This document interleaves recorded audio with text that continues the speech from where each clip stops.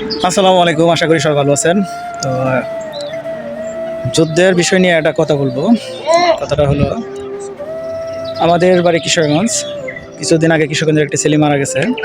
আমাদের বাড়ি থেকে হিসাব করলে 4 কিলো বা 3.5 কিলো এতটুকু দূরত্ব হবে ছেলেটা।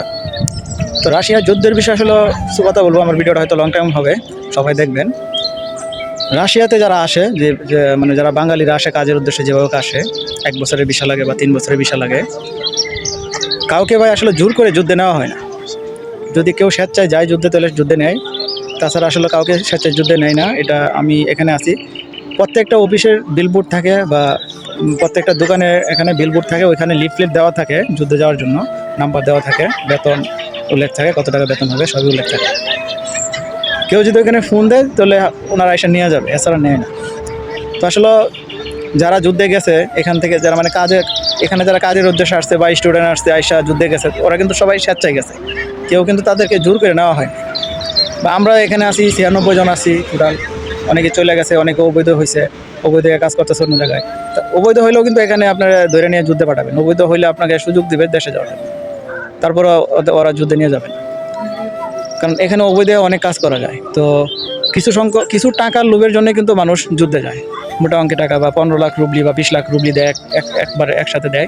তো ওই টাকার লোভে কিন্তু অনেকে যুদ্ধে যায়, যে একটা না এতগুলো টাকা পাবে একসাথে, ফ্যামিলির মায়া ছেড়ে যুদ্ধে যায়।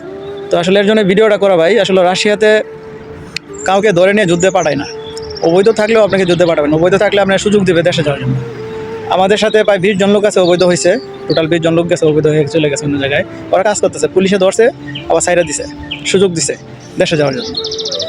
তো আসলে যারা আসছেন রাশিয়াতে, আসলে কিছু টাকার লোভে পড়ে আসলে আপনারা যুদ্ধে যায়েন না। কারণ নিজের ফ্যামিলির মায়া ছেড়ে আসলে এইগুলো কাজ করা ঠিক না। এটা আসলে এক ধরনের সুসাইড হিসাবে বিবেচনা করা হয়। কারণ কিছু সংখ্যক টাকার জন্য মানুষ যুদ্ধে যাচ্ছে, আসলে এক হিসাবে আসলে এটা সুসাইড বলা হয়, যে স্বেচ্ছায় মৃত্যুবরণ। কারণ যুদ্ধে গেলেই মৃত্যুবরণ করতেছে, সবাই মৃত্যুবরণ করছে, বেশিরভাগই বাঙালি মৃত্যুবরণ করছে। তো আমার আসলে সবার কাছে অনুরোধ, কেউ যুদ্ধে যাবেন না। কারণ রাশিয়ানরা কোনো সময় আপনাদেরকে জোর করে যুদ্ধে নেওয়া যায় না, কাউকে জোর করে যুদ্ধ নেওয়া যায় না। তো আশা করি সবাই ভালো থাকবেন, সুস্থ থাকবেন। রাশিয়া দেশটা আসলে ভালো। আপনার অবৈধ হইলেও আপনার কাজ আছে, কাজ পাওয়া যায়।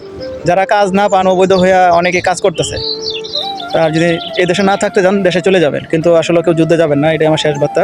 তো সবাই ভালো থাকবেন, সুস্থ থাকবেন। আসসালামু আলাইকুম।